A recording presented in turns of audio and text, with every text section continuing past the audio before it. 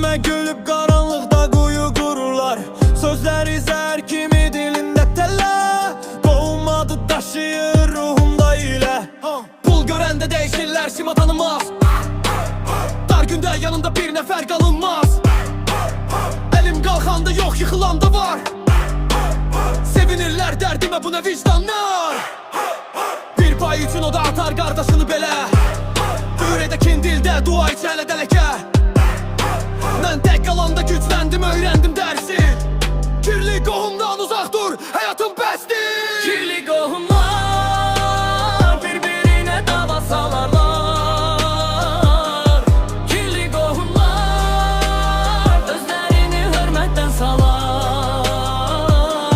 Kirli kohumlar haklı dedip bu hayattan zevk alırlar.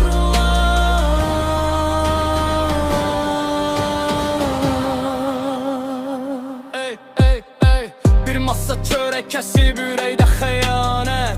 Adım batanda sevindiler bu ne edalet. Düşman ne etmediğini tohum ettim ben ne. Arkamdan söz attı od vurdu evime. Statusa bakıp değer ölçen tayfa. Ben alnımla kazandım sen pahalılıkla. Kazdığın kuyuya düştün özün akı sonda. Allah geç verir ben sen ama vurur onda. Kohumluk kan değil, kohumluk vicdandı. Sende o yok idi, bunu zaman subut eledi. Ben yoluma devam, sen geride kaldın.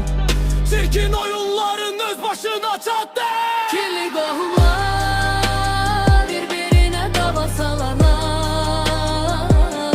Kirli kohumlar özlerini hürmetten salar. Kirli kohumlar haklılık edip bu hayattan zevk alırlar.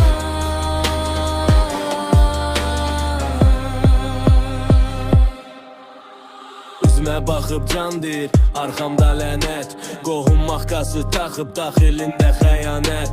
Əgər yolumdadırsa ayağım tapdalayar. Ben susaram biraz zaman cevabını qaytarar. Kim kuyu kazırsa bir gün içinde boğular. Kim paxıllıq edirsə içinde çürüyen solular. Ben yükseldikçe onlar yanır içimde. Çünkü ışık olanda gölge kaçar dibine. Kirli kalbinizle temiz adımı batırabilmezsiz.